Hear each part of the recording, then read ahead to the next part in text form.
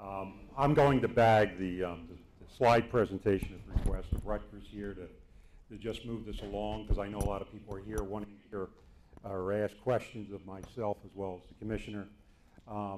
Let me begin by saying, as we all know, that re-entry is a public safety issue, and I think you heard earlier today from the state police just recently in regards to tracking what's going on and who's doing what's going on. But let me begin by saying that, as you know, Governor Christie has an extensive background in law enforcement, and I can tell everybody in the room, it is a top priority of the governor is re-entry. There's no question re-entry and public safety are really synonymous, but the governor is focused on this. We've had numerous meetings with the governor's policy team where the governor has been there, and the First Lady, Mary Pat, has also shown an interest in re-entry. So sitting here today, and ironically, normally when I go out and speak and I ask about re-entry, I say, does anybody give a damn about it? Well, traditionally, the only people who give a damn is somebody who has a family member who's in custody, and then they care about it. Other than that, the general public doesn't care about prisoners or re-entry. I can honestly say that, you know, we have a new paradigm in Trenton. The governor is focused on public safety and re-entry. With that being said, he's well aware that traditionally we've had compartmentalized functions that created hindrances to people being successful.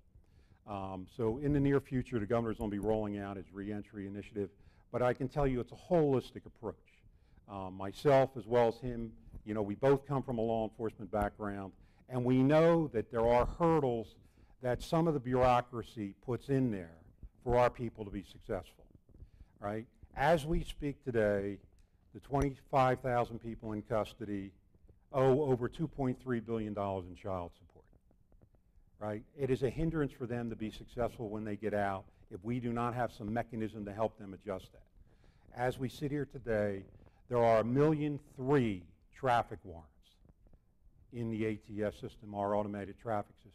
We all know that a lot of our parolees, as well as prisoners getting out, have municipal charges sitting there, and it's going to be a hindrance for their success.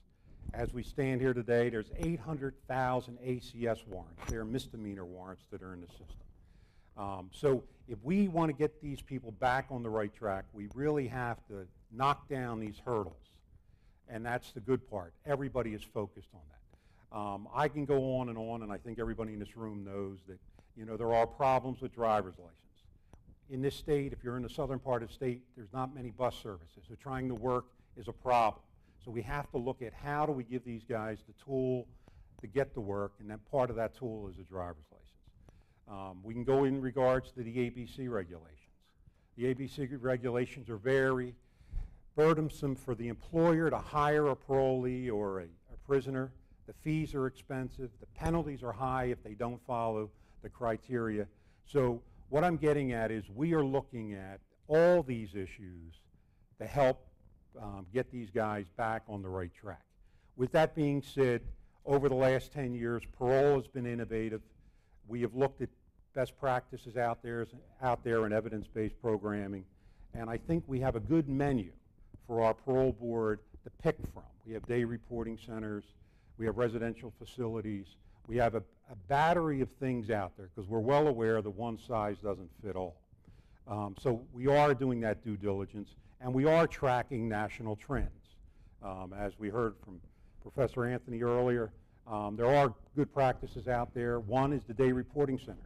As we speak, 33 states are doing it.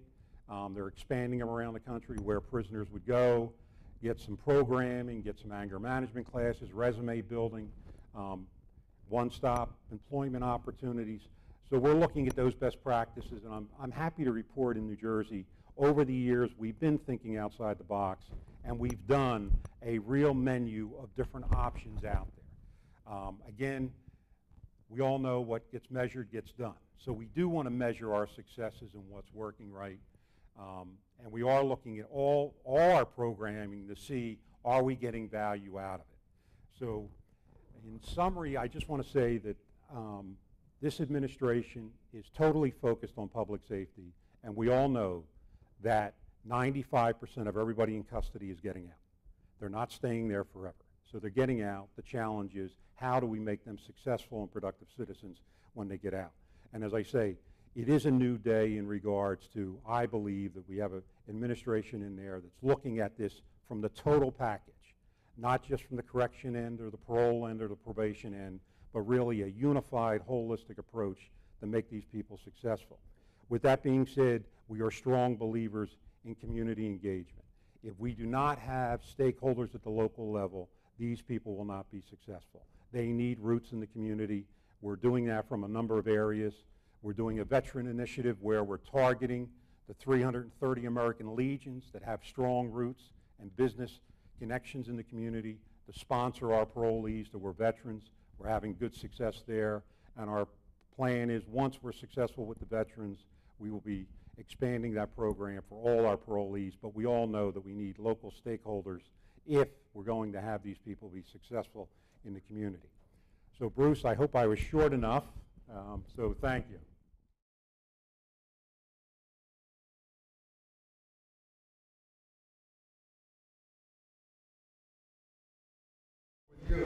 This morning, Steve Alice put up a graph of crime rate and incarceration rate. We talked about trying to use evidence-based practice to really change the slope of that line. In many respects, in New Jersey, we're quite fortunate because we've enjoyed the second largest reduction in state prison population in the country. We've gone from over 31,000 to about 25,000, and our crime rate has continued to go down. So my question is two-part. One is, to what extent has evidence-based practice contributed to that, and can we go further using evidence-based practice? And I think the answer to both is yes. Yes, evidence-based practice has contributed to it in the sense that we are now focusing on things such as education, teamwork with our halfway houses and assessment centers, the specific drug treatment programs, but beyond the Department of Correction. More people are coming to the Department of Correction now. 10 years ago, when we had 31,000 inmates, you didn't have community drug courts. Now you have community drug courts. And I believe issues are being dealt with at an earlier stage in the process, which I believe is very helpful. Can we do more? Absolutely. Bruce, as we said, I think we historically have tried different programs out there, the day reporting centers, the racks. I think some of that can be attributed to the decrease in the overall population of inmates. Technical violations have dropped dramatically going back into the state system. So again, I think we've looked at a menu of items out there, and I think some have been fruitful. Of course, other ones haven't been, but I think we're trending the right way. So my next question is for Dr. Braga and Major Coyne. When you looked at your map, Major, where the hotspots were, particularly for homicide, you think of the major urban areas in this state that are facing severe physical issues. We have police departments that are laying off triple-digit numbers of officers. To what extent do you think at the municipal level there's a capacity to do data-driven decision-making? And what can we do to facilitate that? Well, I think you'd be pleasantly surprised to find out how much is being done out there. And quite frankly, the idea of information sharing among agencies is something that is at an all-time high. So when initiatives are going on, I mentioned VEST, there's a lot of other initiatives out there similar to that, where law enforcement agencies are coming together and through cooperative efforts are attacking crime programs. When you get up into this area, you have cities that butt up against one another that have common operating pictures in terms of the crimes that they're engaged with. And so the sharing of information, because crime doesn't have borders, and neither do the people that commit those crimes. And so it's important that they're sharing this information, because traditionally, when I mean traditionally, I don't mean just recently, in my career, the idea of sharing information was not so successful. And so I think that, yes, you're right, in many of the cities in the state, we've had some tremendous layoffs. I think that through these initiatives that the law enforcement executives have been placed in a position where they have no option other than to share information and to use intelligence or evidence-based practices in order to allocate resources. And in that, I think that they've been able to sustain reductions in crime that they've seen. And I'll just briefly say, I agree with what Major Coyne had to say.